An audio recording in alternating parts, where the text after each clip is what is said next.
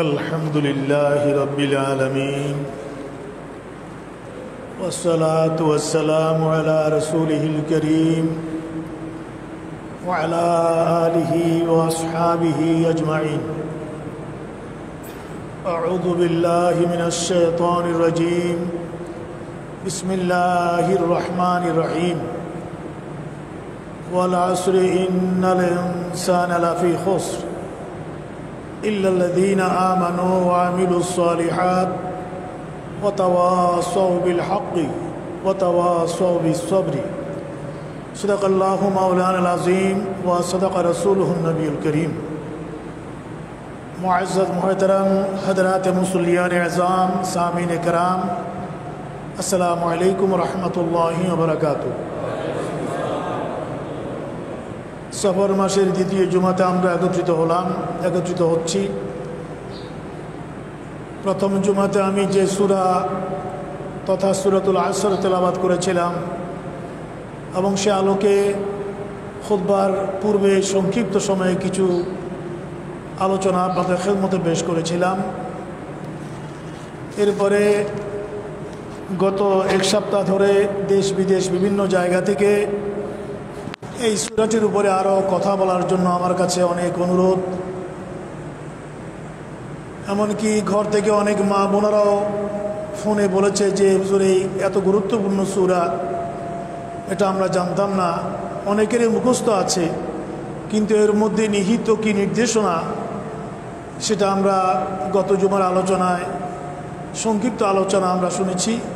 আপনি যদি আরেকটা জুমা এর উপরে কথা বলেন আমাদের জন্য অনেক ফায়দা হবে। বিভিন্ন জায়গা থেকে অনুরোধ বিনোরোধের কারণে আজকে আমি অন্য একটা বিষয় আমার মাথায় ছিল, কিন্তু সেদিকে আর না গিয়ে পুনর্বার আমি এই সূরাটা তেলাওয়াত করলাম। আল্লাহ পাক এই সূরার মধ্যে নিহিত নির্দেশনা আমাদের জীবনে মেনে চলার তৌফিক দান করুক, সবাই বলে আমিন। আসলেই এটি অতীব গুরুত্বপূর্ণ সূরা, সূরাতুল আসর। এটা কোরআনুল কারীমের 103তম সূরা। আমি গত জুমাতেও বলেছি যে তিনটি সূরা একেবারে ছোট ক্ষুদ্র, তোর মধ্যে এটি একটি। সাহাবা একরামরা এই সূরা নাজিল হওয়ার পরে এর মধ্যে মানুষের জীবন, ব্যক্তি জীবন, সমাজ জীবন, জাতীয় জীবন সুগঠিত করার, সুসংগঠিত করার এবং সংস্কার করার, সর্বোপরি দুনিয়া এবং আখিরাতকে কামিয়াব করার যে নির্দেশনা আল্লাহ পাক রব্বুল আলামিন এই সূরার মধ্যে দান করেছেন, এটা নাজিল হওয়ার পরে সাহাবা একরামরা অনেকেরই এই আদত মোবারক ছিল যে তারা একে অপরের সাথে দেখা হলে বিদায় নেওয়ার আগে তারা একে অপরকে এই সূরাটা তেলাওয়াত করে শুনিয়ে দিত। সবাই বলেন সুবহানাল্লাহ। আমরা সালাম কালামের মাধ্যমে বিদায় হই, ওটা তো ছিলই, সাথে সাথে ওরা সূরাতুল আসর তেলাওয়াত করে বিদায় দিত, অর্থাৎ স্মরণ করিয়ে দিত যে তোমার আমার জীবন যদি কামিয়াব করতে হয় এই সূরার মধ্যে নিহিত নির্দেশনা ছাড়া এটার কোনো বিকল্প নাই। এত গুরুত্ব সাহাবা একরামরা দিতেন। আমি গত জুমাতেও আলোচনা করেছি, আল্লাহ পাক রব্বুল আলামিন যখন কোনো গুরুত্বপূর্ণ বিষয় আলোচনার সিদ্ধান্ত নেন তখন মহান মালিক রব্বুল আলামিন তার আগে যে কোনো গুরুত্বপূর্ণ স্থান, কাল, পাত্র, সত্তার কসম করেন। আল্লাহ পাক এই সূরার মধ্য দিয়ে আমাদেরকে যে দিক নির্দেশনা দিচ্ছেন, এটা আগে আল্লাহ পাক কসম করেছেন কিসের? ওয়াল আসরি, আমি সময়ের কসম করছি। সুবহানাল্লাহ বলবেন না? এখানে বাইতুল্লাহ শরীফের কসম নয়, এখানে কোরআনুল কারীমের কসম নয়, এখানে অন্য কোনো পবিত্র জায়গার কসম নয়, এখানে মক্কাতুল মুকাররমা মদিনাতুল মুনাওয়ারার কসম নয়, এখানে কসম আল্লাহ পাক রব্বুল আলামিন করছেন ওয়াল আসরি, আমি আল্লাহ সময়ের কসম করে বলছি। অতএব বোঝা গেল যে সময়টা মানুষের জীবনে অতীব গুরুত্বপূর্ণ একটা বিষয়, যেটিকে কাজে লাগিয়ে মানুষ নিজের জীবন এবং আখিরাতকে সফল করতে পারে। সময় বলতে আমরা অতীত, বর্তমান, ভবিষ্যৎকে বুঝাই। খুব লক্ষ্য করবেন, আমরা সময়টাকে 3 ভাগে ভাগ করেছি, অতীত, বর্তমান এবং ভবিষ্যৎ। যারা আমরা টেন্স পড়েছি তারা আমরা বলি ফাস্ট, প্রেজেন্ট অ্যান্ড ফিউচার, এটা আমরা এভাবে বলে থাকি। আসলে বর্তমান বলতে কিছু নেই, আছে ফাস্ট এবং ফিউচার আছে, অতীত এবং ভবিষ্যৎ আছে, বর্তমান বলতে কিছু নেই। কারণ আপনি বর্তমান শব্দটা বলার সাথে সাথে এটা অতীত হয়ে গেল, কি বলেন ঠিক কিনা? প্রতিটি সেকেন্ড অতীত হয়ে যাচ্ছে, বর্তমান বলতে কিছু নেই।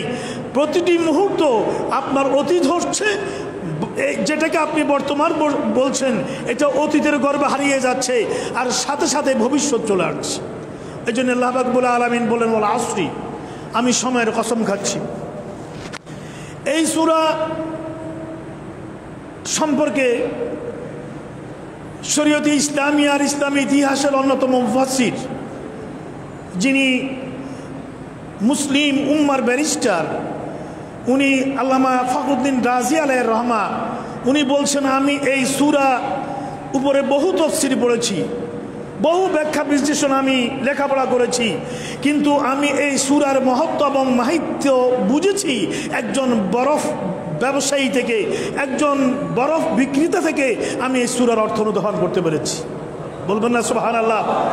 বরফের টুকরা বিক্রি করে না, একজন বরফ বিক্রেতা, সে তার বরফ বিক্রি করছে আর চিৎকার করে বলছে, ও ভাইয়ারা আমার ক্যাপিটাল শেষ হয়ে যাচ্ছে, তোমরা তাড়াতাড়ি কিনে নাও, আমার মূলধনটা শেষ হয়ে যাচ্ছে, আমার মূলধন শেষ হয়ে যাচ্ছে, তোমরা তাড়াতাড়ি ক্রয় করে নাও। উনি জিজ্ঞেস করলেন তুমি এভাবে কেন বলছো? সে বলছে হুজুর, আমি যে বরফের টুকরা এটা যদি মানুষরা না কিনে, এটা তো প্রতিটি মুহূর্তেই গলে যাচ্ছে, এটা শেষ, এটা আমার ক্যাপিটাল, এটা আমার ব্যবসার পণ্য, এটা আমার ব্যবসার মূলধন, এটা ক্ষয় হয়ে যাচ্ছে, লোকেরা না কিনলে আমার তো ক্যাপিটাল শেষ হয়ে যাবে। ইমাম রাজি আলাইহির রহমা বললেন আমার স্মরণ পড়ে গেল সূরাতুল আসরের কথা। জোরে বলুন না সুবহানাল্লাহ। একজন বরফ বিক্রেতার বরফ যেভাবে ক্ষয় হয়ে যাচ্ছে, লয় হয়ে যাচ্ছে, শেষ হয়ে যাচ্ছে, আমাদের জীবনটা তদ্রূপ বরফের মতো গলে যাচ্ছে। একসাথে বলবেন না সুবহানাল্লাহ? সেভাবে আমাদের জীবনটা বরফের মতো গলে গলে শেষ হয়ে যাচ্ছে। এই জন্য আল্লাহ পাক রব্বুল আলামিন কসম করেছেন ওয়াল আসরি, আমি সময়ের কসম খাচ্ছি, ও বান্দা তোমার জীবনের সময়টা এভাবে প্রতিটি সেকেন্ডে সেকেন্ডে ক্ষয় হয়ে যাচ্ছে। মুহতারাম হাজরিন, এরপরও কুরআনুল কারীমের এই ওয়াল আসরের উপর চিন্তা করতে গিয়ে মুফাসসিররা কত পৃষ্ঠার পর পৃষ্ঠা লিখেছে, লেখার পরে তারা বলেছে এখানে সময় দ্বারা মুরাদ হচ্ছে মুহাম্মদুর রাসূলুল্লাহ সাল্লাল্লাহু আলাইহি ওয়াসাল্লামের জমানা। রসুলের জমানা তো আগেও ছিল, নবী আসার আগেও ছিল, এখনো আল্লাহ রসুলের যুগ, নবুয়তের জমানা, এটা কিয়ামত পর্যন্ত চলবে। কিয়ামতের পরেও আল্লাহর পেয়ারা হাবিবের নবুয়তের পরচম এটা ফতফত করে উঠবে। জোরে বলুন সুবহানাল্লাহ।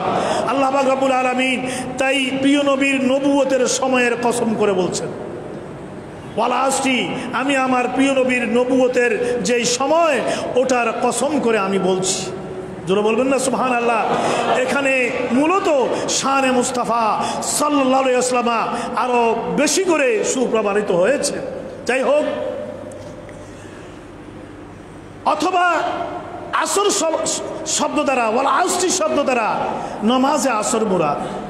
আমাদের কয় ওয়াক্ত নামাজ? 5 ওয়াক্ত নামাজ, ফজর, যোহর, আসর, মাগরিব, এশা। আল্লাহ পাক এখানে আসর নামাজের সময়ের কসম খেলেন, এটাও মুরাদ হতে পারে, উদ্দেশ্য হতে পারে। কেন আসর নামাজের আল্লাহ ফজরের কসম এখানে করলেন না, যোহর করলেন না, মাগরিব করলেন না, এশার করলেন না, ওয়াল আসরি আমি আসরের সময়ের কসম করছি? এটা কেন বললেন? এটার অর্থ হচ্ছে এই, এটার কারণ হচ্ছে এই, আসরের নামাজ এমন একটি নামাজ যেটিকে আল্লাহ পাক রব্বুল আলামিন কোরআনে হাকিমে বলেছেন এটা সালাতুল ওয়ুস্তা, এটাকে আল্লাহ পাক সালাতুল ওয়ুস্তা বলেছেন। এটার মহত্ব এবং মাহাত্ম্য কি? এই নামাজের পরেই, এই সময়ই 2জন ফেরেশতা নাজিল হয়ে যায় আপনার আমলনামা লেখার জন্য, দেখবার জন্য, সাবমিট করার জন্য। আল্লাহ পাক আপনার জন্য ফেরেশতা নিয়োগ করে দেয়। প্রতিদিন ফেরেশতা ওদের টাইম শিফট হয় আসর নামাজের পরে। সুবহানাল্লাহ বলুন। এই সময় টাইম শিফট হয়। এই ফেরেশতারা আপনার গোটা জীবনের প্রভাত থেকে সকাল থেকে সন্ধ্যা পর্যন্ত আপনার গোটা দিনের অডিট রিপোর্ট নিয়ে তারা আল্লাহ পাক রব্বুল আলামিনের দরবারে সাবমিট করে। আজকে যে এসেছে সে গতকাল আসে নাই, আজকে যে এসেছে সে আগামী দিন আসবে না। প্রতিজন ফেরেশতা এভাবে আপনার জীবনের অডিট প্রতিদিন আসর নামাজের পরে আল্লাহর দরবারে সাবমিট করে দেয়। এই জন্য প্রভাত এবং সন্ধ্যা সময়ের এত মূল্য। সকাল এবং সন্ধ্যা আপনাকে ডেকে ডেকে বলে, ও আল্লাহর বান্দা, আমি সকাল আজকে তোমার জন্য আসলাম, কালকে আর আমি আসবো না, আরেকটা সকাল আসবে, আজকের দিনটা তুমি নষ্ট করিও না অন্যায় কাজে অশ্লীল কাজে। আমি সকাল আর আমি সন্ধ্যা যেন তোমার ব্যাপারে মহান আল্লাহর ব্যাপারে সাক্ষ্য দিতে পারি। জোরে বলেন সুবহানাল্লাহ। প্রতিটি সকাল নতুন হয়ে আসে, প্রতিটি সন্ধ্যা আমাদের জীবনে নতুন হয়ে আসে। এই জন্য আল্লাহ রাব্বুল আলামিন ওয়াল আসরের সময়ের কসম করেছেন। আমার ভাইয়েরা, আল্লাহ পাক এতগুলো বিষয়কে ধারণ করে এখানে বলছেন ইন্নাল ইনসানা লাফি খুসর, নিশ্চয় মানুষ এবং মানব জাতি এরা খাসারাতের মধ্যে আছে, এরা নষ্টামির মধ্যে আছে, এরা ধ্বংসের মধ্যে আছে। প্রতিটি মুহূর্তে এরা ধ্বংস হচ্ছে। প্রথম আল্লাহ পাক আমাদেরকে সতর্ক করলেন, সাবধান করলেন, তানবীহ করলেন যে মানব জাতি মানব গোষ্ঠী এরা ফি খুসরিন, এরা খাসারাতের মধ্যে আছে, এরা ধ্বংসের মধ্যে আছে। এটা আল্লাহ পাক আগে বললেন, কিন্তু পরে বললেন ইল্লাল্লাযিনা, ওরা নয়, ওরা ধ্বংসের মধ্যে নয়, ওরা নষ্টের মধ্যে নয়। ওরা কারা? যার মধ্যে আমি গত জুমাতে সেটা বলেছি যে 4টা গুণ যারা ধারণ করেছে, 4টা গুণ যারা ধারণ করলো, এই 4টা গুণ যে নিজের ভিতরে প্র্যাকটিস করতে পেরেছে, যে তার প্র্যাকটিক্যাল লাইফে এই 4টা গুণ সে প্র্যাকটিস করেছে, সে খসারতের মধ্যে নাই। আল্লাহ পাক আগে দুটো কথা বলেছেন, একটা কসম, সময়ের কসম, আরেকটা হলো মানুষ ধ্বংসের মধ্যে। এরপরে বলছেন যে না, এই 4টা গুণ যারা নিজের মধ্যে ধারণ করতে পেরেছে সে ধ্বংসের মধ্যে নাই। ওটা কি বলেছিলাম? ইল্লাল্লাযিনা আমানু, যারা ঈমান এনেছে, পড়েছে কালেমা লা ইলাহা ইল্লাল্লাহ মুহাম্মাদুর রাসূলুল্লাহ। মুহতারাম হাজরিন, কালেমার এই ঘোষণা যারা দিয়েছে, যারা ঈমান এনেছে। ঈমান কি? ঈমান হচ্ছে ওয়াহদানিয়ত, উপরে বিশ্বাস, রিসালাতের উপরে বিশ্বাস, আখিরাতের উপরে বিশ্বাস। এই 3টা জিনিস নিয়ে ঈমান। আমরা আজকে অনেকেই বলতে শুনি, টিভি টেলিভিশনে এমনি সামনে নানা বক্তব্য বলতে শুনি যে রিসালাত কোনো ঈমানের অংশ নয়। আমরা বলতে শুনি লা ইলাহা ইল্লাল্লাহ, এটার সাথে মুহাম্মদুর রাসূলুল্লাহর কোনো প্রয়োজন নাই। একসাথে বলি নাউযুবিল্লাহ, জোরে বলুন নাউযুবিল্লাহ। আল্লাহ পাক রব্বুল আলামিন লা ইলাহা ইল্লাল্লাহ মুহাম্মাদুর রাসূলুল্লাহ, ওয়াহদানিয়ত এবং রিসালাতের এই যে সমষ্টির নাম ঈমান, এটা কুরআনুল কারীমের পরতে পরতে, আয়াতে আয়াতে, একটি দুটি নয়, কুরআনুল কারীমের এমন কোন পৃষ্ঠা নাই যেখানে ঈমানের ব্যাখ্যা দেওয়া হয়নি। সুবহানাল্লাহ বলবেন না? আর হাদিস শরীফে বুখারী বলেন, মুসলিম বলেন, সিহাহ বলেন, সিহাহের বাইরে বলেন, প্রতিটি পাতায় আমরা কিন্তু সেটা দেখি না। আসলে এরাই খসারাতের মধ্যে। জোরে বলেন ঠিক কিনা? এরাই খসারাতের মধ্যে। এই জন্য আল্লাহ পাক প্রথমে এনেছেন যে ইল্লাল্লাযিনা আমানু, যারা ঈমান এনেছে। আপনি যদি ঈমানটা যদি আপনার না থাকে, ঈমান যদি শক্তিশালী না থাকে, এটার ঈমান যদি না থাকে, আপনি যতই নেক কাজ করেন, যতই ভালো কাজ করেন না কেন, এটার উদাহরণ হচ্ছে এমন, যেমন আপনি একটা শূন্য দিলেন, এই শূন্যের গুরুত্ব বাড়াবার জন্য আপনি প্লাস করে আরেকটা শূন্য দিলেন, গুরুত্ব কি বাড়লো না কমলো? এটা ডাবল জিরো হয়ে গেল। আরেকটা দিলেন, এটা 3টা হয়ে গেল। আরেকটা দিলেন, এটা প্লাস করতে করতে মদিনা শরীফ পর্যন্ত চলে গেলেন। যত যাচ্ছেন ততই আপনি জিরো হচ্ছেন। কিন্তু একটা শূন্যের আগে যদি আপনি একটা 1 দিয়ে দেন, তাহলে এই শূন্যটা কত হয়ে গেল? এটা 10 হয়ে গেল। ঈমান শরীফ একটা শূন্যের আগে 1, যেমন আপনার নামাজের আগে, রোজার আগে, হজের আগে, যাকাতের আগে, রাজনীতির আগে, সমাজনীতির আগে, অর্থনীতির আগে, আন্তর্জাতিক নীতির আগে, রাষ্ট্র পরিচালনায় সব কিছুর আগে শূন্যর আগে 1, যেমন তেমনি আপনার সমস্ত আমলের আগে লা ইলাহা ইল্লাল্লাহ মুহাম্মাদুর রাসূলুল্লাহর সেই গুরুত্ব, সেই ইম্পর্টেন্স। এটা নাই আপনার আপনার গোটা জীবনের কোনো দাম নাই।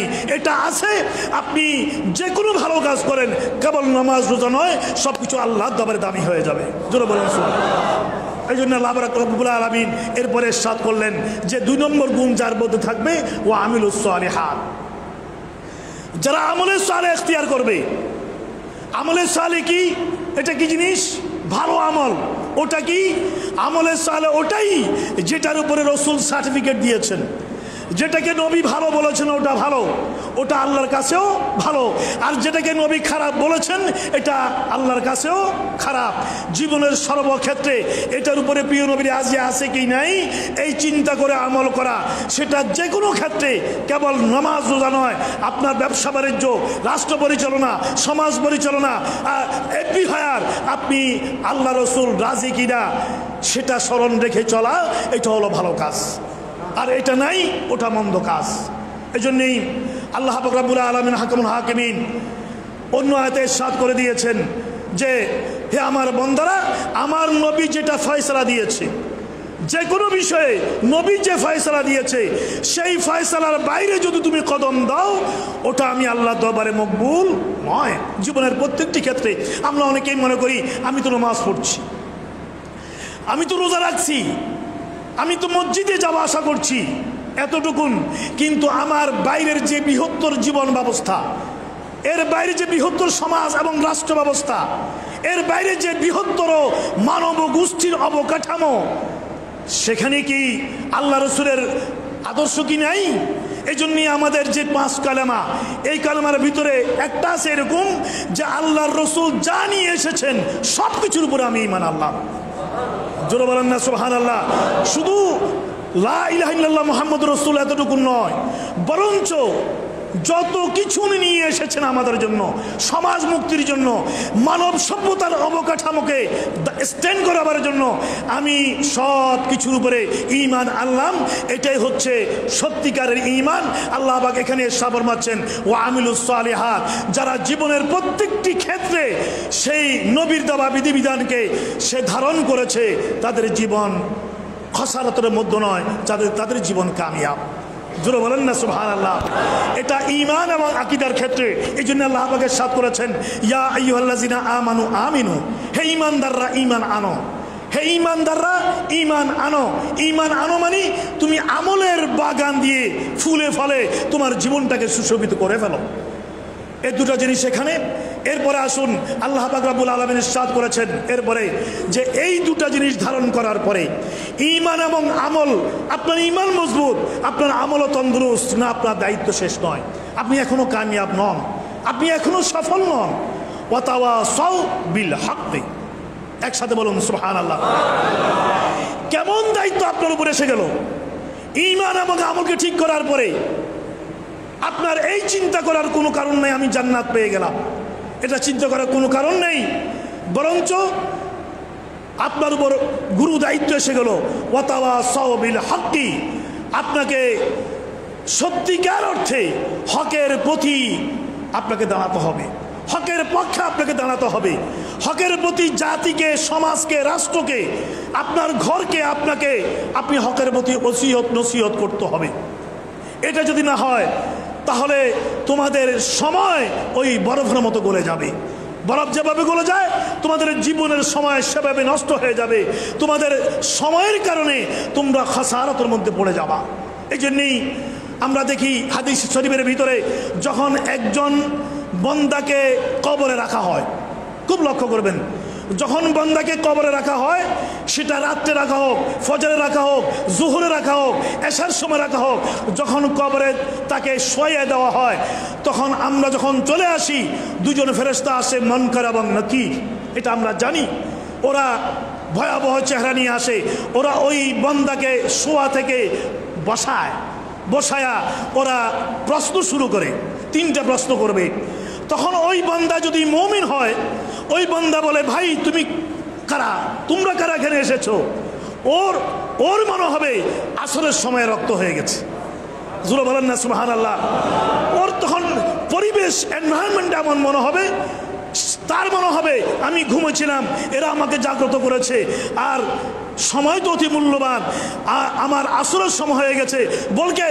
বলবে ভাই একটু বসো বসো, তোমাদের প্রশ্ন রাখো, আমি আসরের নামাজটা পড়ছি, সে আসরের নিয়ত বেঁধে ফেলবে। জোরে বলেন না সুবহানাল্লাহ। হায় হায় হায়, আসরের নিয়ম বেঁধে ফেলবে সে, এমন অবস্থা। যাই হোক, সেদিকেও যাচ্ছি না। আল্লাহ পাক রব্বুল আলামিন হাকামুল হাকিমিন পরতে পরতে সেই আসর, সেই সময়ের আমাদের জীবনে ঢুকিয়ে দিচ্ছেন, এমনভাবে ঢুকিয়ে দিচ্ছেন। এরপরে বলছেন এই দুটা জিনিস তোমার জীবনে কামিয়াব করার পরে তোমার যে দায়িত্ব, ওয়াতাওয়াসাউ বিল হক্কে, তুমি সময়কে কাজে লাগাও, সময়কে কাজে লাগাও, সময়কে কাজে লাগাও। মানুষকে ন্যায়ের প্রতি, হকের প্রতি, সত্যের প্রতি আহ্বান করার মধ্য দিয়ে এই দায়িত্ব তোমার উপর বর্তাচ্ছে। তুমি এই দায়িত্ব থেকে পার পাবার কোনো সুযোগ নেই। এই জন্যেই প্রিয় নবী নূর নবী মুহাম্মদুর রাসূলুল্লাহ ফরমাচ্ছেন, মান রাআ মিনকুম মুনকারান ফালিয়ুগাইয়িরহু বিয়াদিহি। তুমি যদি সমাজে কোনো অন্যায় অবিচার দেখো, তুমি তোমার ক্ষমতা যতটুকু আছে ওটা প্রয়োগ করে অন্যায়টাকে তুমি রোধ করে দাও। সেই কাজ প্রেসিডেন্টের জায়গা থেকে করবে, প্রধানমন্ত্রী ওনার জায়গা থেকে করবে, মন্ত্রী আমরা আপনাদের জায়গা থেকে করবে, প্রশাসকরা তাদের জায়গা থেকে করবে, খতিব তার জায়গা থেকে করবে, চেয়ারম্যান মেম্বার তার জায়গা থেকে করবে। ফাল ইজা রা মিনকুম মুনকারান ফালইয়ুগাইয়িরহু বিয়াদিহি।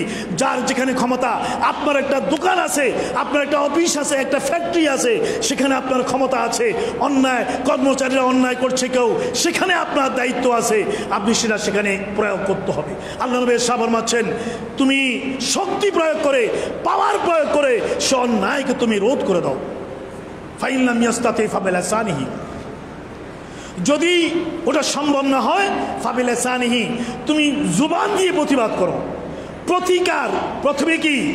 প্রথমে প্রতিকার, এরপরে প্রতিবাদ। প্রতিবাদ পরে, প্রতিকার আগে। অন্যায় বন্ধ করে দিতে হবে। এটার বিমূর্ত প্রতীক ছিলেন খলিফাতুল মুসলিমিন সাইয়্যিদুনা ওমর আল ফারুক। জোরে বলেন না সুবহানাল্লাহ। আল্লাহ রাসূল বলেন, ওমর তুমি হকের ব্যাপারে, হককে বিজয়ী করার ব্যাপারে তুমি এত মজবুত, এত কঠিন তুমি, যে তোমাকে দেখলে শয়তানও ভয় পায়। তুমি যদি এই রাস্তা দিয়ে যাও, শয়তান যদি ওই রাস্তার ওই মাথা দিয়ে আসে, তোমাকে দেখলে সে তাড়াতাড়ি গলিতে ঢুকে যায়। রসুল একবার হেসে দিয়েছিলেন ওমর আল ফারুককে দেখে। ওমর মনে করলেন রসুল আমাকে দেখে হাসলো কেন? এটা ওমর আল ফারুকের মনে, কেউ কাউকে দেখলে হাসলে একটু মনে আসবে না যে রসুল আমাকে দেখে কেন হাসলো? ইয়া রাসূলুল্লাহ, আপনি আমাকে দেখে হেসে দিলেন, কারণটা কি? আল্লাহ রসুল বললেন, ওমর আমি দেখলাম শয়তান তোমাকে দেখে এমন দৌড় দিয়েছে, শয়তানের দৌড় দেখে আমি হেসে দিয়েছি। জোরে বলেন না সুবহানাল্লাহ। হকের পক্ষে বিমূর্ত হয়ে আপনাকে এমনভাবে দাঁড়াতে হবে আপনার সামনে যেন কেউ অন্যায় করার কোনো সাহস না পায়। আজকে সমাজের রন্ধ্রে রন্ধ্রে দুর্নীতি, এটা বাংলাদেশের, আমার দৃষ্টিতে, অনেক এক্সপার্টদের দৃষ্টিতে এটা বাংলাদেশের 1 নম্বর সমস্যা। এটা নাম্বার 1 প্রবলেম। এবং যত শিক্ষিত সমাজ তত বেশি দুর্নীতি। আমি বহুবার বলেছি, রিকশাওয়ালার দুর্নীতি করার সুযোগ নাই, শ্রমিকের দুর্নীতি করার সুযোগ নাই, মেহনতি মানুষের দুর্নীতি করার সুযোগ নাই। যারা আমরা অনেক বড় বুদ্ধিজীবী, এক্সপার্ট, আমরা যারা ক্যাডার, দেশ পরিচালনার প্রশাসনে, মূলত দুর্নীতি আমরাই করছি। এর কারণটা কি? দুর্নীতির বিরুদ্ধে ওয়াতাওয়াসাউ বিল হক্কে, এই আয়াতে কারিমার রূপায়ণ, বাস্তবায়ন, এটার প্র্যাকটিস আজকে সমাজের উপর থেকে নিচ পর্যন্ত নাই। এই কারণে দুর্নীতি এত ব্যাপক আকার ধারণ করেছে। মুহতারাম হাজরিন, অতএব হকের পক্ষে আমাদেরকে দাঁড়াতে হবে অত্যন্ত শক্তিশালী হয়ে। আল্লাহ পাক ইরশাদ ফরমাচ্ছেন, তোমার জীবনকে সফল করার জন্য 3 নম্বর গুণ যেটা তুমি অন্বেষণ করবা, তুমি ধারণ করবা, তুমি প্র্যাকটিস করবা, তোমার জীবনে লালন করবা, সেটা হচ্ছে তুমি হকের পক্ষে মজবুত হয়ে দাঁড়াও। ওটার প্রতিকার করো। প্রতিকার করতে না পারলে প্রতিবাদ করো। প্রতিবাদও করতে না পারলে তুমি মনে মনে ওটাকে তুমি ঘৃণা করো, ঘৃণা লালন করো। আল্লাহ নবী সাবর মচন ওয়াজালিকা আতাফুল ঈমান। কিন্তু মনে মনে ঘৃণা করে বসে থাকা, এটা ঈমানের 3য় স্তর। প্রথম স্তর প্রতিকার করা, 2য় স্তর প্রতিবাদ করা, 3য় স্তর কমপক্ষে নিজে ওটা থেকে বেঁচে চলো।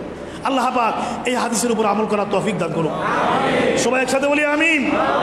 হক না হক কোনটা সেটা আগেই বলেছি, যেটা রসুল বলেছেন সেটা হক, আর যেটা রসুলের দরবারে যেটা অ্যাডমিট করবে না, নবুয়তের অফিস যেটা অ্যাডমিট করবে না, সেটা আপনার কাছে যতই ভালো লাগুক না কেন ওটা কোনোদিন হক নয়, ওটা হচ্ছে না হক। এর বিরুদ্ধে সমাজকে দৃঢ় হস্তে দাঁড়াতে হবে। আর 4 নম্বর কি, ওয়াতাওয়াসাউ বিসসবরি। তুমি জীবনকে কামিয়াব করতে হলে তোমাকে 4 নম্বর যেটা ধারণ করতে হবে, এটা তোমার ব্যক্তি জীবনে, এটা তোমার নিজের জীবনে যেটা খুব ধারণ করতে হবে, ওটা হলো সবর। ওটা কি একসাথে বলে, ওটা কি সবর? ওটা সবর, ওটা তোমাকে ধারণ করতে হবে। সবর 3 প্রকার, এটা বলে আমি কথা শেষ করব। সবর হচ্ছে 3 প্রকার। এক সবর হচ্ছে, প্রথম সবর হচ্ছে অন্যায় থেকে নিজকে বাঁচানো। কথা বুঝতে পেরেছেন? অন্যায় থেকে নিজকে বাঁচানোর ক্ষেত্রে সবর লাগে।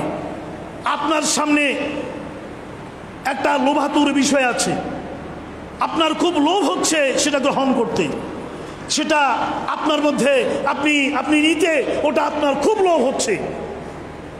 এখানে সবর করা কঠিন। অর্থের লোভ, নারীর লোভ, ঐশ্বর্যের লোভ, ক্ষমতার লোভ, চুরির লোভ, ডাকাতির লোভ, নানা রকমের লোভ, এগুলো আল্লাহ পাক কোরআনে ইরশাদ করেছেন এগুলো হচ্ছে দুনিয়ার জিনত, এগুলো দুনিয়ার জিনত, এগুলো তোমাকে আকর্ষণ করবে। আর সে সময় তোমাকে সবর করতে হবে, তুমি সেদিকে হাত বাড়াতে পারবা না, তুমি সেদিকে যেতে পারবা না। তুমি যেখানেই কোনো অন্যায়ের দিকে, অন্যায় তোমার দিকে তাকিয়ে তুমি লোভাতুর হয়ে তাকিয়ে আছো, তোমাকে স্মরণ করতে হবে যে লা ইলাহা ইল্লাল্লাহ তাকিয়ে আছেন। জোরে বলুন না সুবহানাল্লাহ। এই জন্য ওমর আল ফারুক বলেন যে এই সবর এবং তাকওয়া আমি দেখেছি এবং শিখেছি একটা মেয়ের কাছ থেকে, যে মেয়ে এবং মা উটের দুধ বিক্রি করে জীবন নির্বাহ করত। আজকে উটের দুধ কম হয়েছে, মা মেয়েকে বলল, ও আমার কন্যা, তুমি দুধের সাথে পানি দিয়ে পরিমাণ বাড়িয়ে মদিনার বাজারে নিয়ে যাও, তাহলে আমাদের আয় বাড়বে। এই সামান্য দুধ দিয়ে আগামীকাল আমরা খাদ্য ক্রয় করতে পারবো না। মেয়ে বলল, মা আমি এটা পারবো না। মা বলল, কেন পারবি না? এখানে তো কেউ নেই, কেউ দেখছে না, কেন তুই পারবি না? মেয়ে বলল, কেউ দেখছে না সত্য, কিন্তু লা ইলাহা ইল্লাল্লাহ তার দৃষ্টিকে কেউ ফাঁকি দিতে পারবে না। ওমর আল ফারুক বললেন, আমি তাকওয়া এবং সবর শিখলাম এই মেয়ে থেকে। জোরে বলেন সুবহানাল্লাহ। সবসময় যে আল্লাহকে স্মরণ রাখবে, আল্লাহর ভয়, সে সবর এখতিয়ার করতে পারবে। অতএব 1 নম্বরের সবর হলো আমরা অন্যায় থেকে নিজকে আমরা রক্ষা করে চলবো, এটা হলো সবর। আমরা তো সবর মনে করি কোনো একটা বিপদ আপদ আসলো, হ্যাঁ এটা থেকে নিজকে ধরে রাখা, এটাকে না। প্রথম সবর হলো আমি অন্যায় করব না, অন্যায় থেকে নিজকে বাঁচাবো, এটা হলো প্রথম সবর। দ্বিতীয় সবর হলো অন্যায় তো করব না, কিন্তু আমি সত্যের উপরে মজবুত থাকবো, আমি হকের উপরে মজবুত থাকবো, আমি আমলে সালের উপর মজবুত থাকবো, আমি নামাজে মজবুত থাকবো, আমি রোজা হজ যাকাতে মজবুত থাকবো, আমি মানবতার সেবায় মজবুত থাকবো। এই হকের একটা হলো না হক থেকে নিজকে রক্ষা করার সবর, একটা হচ্ছে হকের উপরে মজবুত থাকার সবর। জোরে বলেন সুবহানাল্লাহ। এই জন্য ইমামে আজম আবু হানিফা, যিনি আমাদের মযহাবের মহান ইমাম, ইমামদের ইমাম, যিনি তাবি, তিনি এই হকের উপর মজবুত থাকতে গিয়ে উনি বাগদাদের খলিফার কারাগারে উনি শহীদ হয়েছেন, শাহাদাত বরণ করেছেন। ওনাকে কুড়া মারা হয়েছে। অন্য ইমাম জামানার অন্য ইমামরা বলছে যে ইমামে আজমকে যখন বাগদাদের খলিফার ওই জেলাররা কুড়া মারছে, ওনার শরীর থেকে রক্ত ফিনকি মেরে বের হয়ে এমনভাবে চারিদিকে ওটা ছড়িয়ে পড়ছে, আমরা আমাদের জামা কাপড় বাঁচাবার জন্য এইভাবে গুটাচ্ছিলাম যে ইমামে আজমের শরীর থেকে রক্তগুলো ওই কোড়ার আঘাতে ফিনকি মেরে বের হয়ে ছড়িয়ে যাচ্ছে। এরপরে ইমামে আজম বললেন, যে হকের কথা আমি বলছি, আমি বাগদাদের খলিফাকে ভয় করি না, আমি স্বৈরাচারীকে ভয় করি না, হকের উপর আমি ছিলাম, হকের কথা বলে যাব, হকের উপর আমার শাহাদত হোক। জোরে বলেন সুবহানাল্লাহ। সেই হকের পক্ষে দৃঢ় থাকার, না হকের পক্ষে বিপক্ষে মজবুত থাকার, হকের উপরে মজবুত থাকার শিক্ষা দিয়ে গিয়েছেন ইমামে আলী মুকাম ইমামে হোসেন রাদিয়াল্লাহু এই মুহররম মাসের 10 তারিখে যেটা চলে গেল আশুরা শরীফে, সে কারবালার ময়দানে উনি ইয়াজিদকে বলেছেন, তুমি না হকের বিরুদ্ধে আমার বক্তব্য আর হকের পক্ষে আমি শাহাদাত বরণ করতে পারি, কিন্তু তোমার অন্যায়কে আমি কোনো গ্রহণ করতে পারি না। এটা হলো হকের সবরের আরেকটা পর্যায়। দ্বিতীয় পর্যায়, আপনাকে সত্যের উপরে মজবুত থাকার দৃঢ়তা, এটা থাকতে হবে। আরেকটা কি সবরের তৃতীয় পর্যায় কি, সেটা হলো এই দুটো যখন আপনার মধ্যে এসে যাবে, আপনি না হক থেকে সবর, হকের উপরে মজবুত থাকার সবর যখন এসে যাবে, তখন আল্লাহ পাক রব্বুল আলামিন হাকামুল হাকিমিন আপনাকে পরীক্ষা করবেন। জোরে বলেন সুবহানাল্লাহ। আল্লাহর পরীক্ষা ভালো না খারাপ? একটু সবাই কথা বলেন, ভালো না খারাপ? মানুষ যত ভালোর দিকে অগ্রসর হবে, আল্লাহ পাক এরশাদ ফরমাচ্ছেন যে ওয়ালা নাবলুয়ান্নাকুম বিশাইইন মিনাল খাউফি ওয়াল জু'i ওয়া নাকসিম মিনাল আমওয়ালি ওয়াল আনফুসি ওয়াস সামারাত ওয়া বাশশিরিস সাবিরিন আল্লাযিনা ইযা আসাবাতহুম মুসিবা ক্বালু ইন্না লিল্লাহি ওয়া ইন্না ইলাইহি রাজিউন। জোরে বলুন না সুবহানাল্লাহ।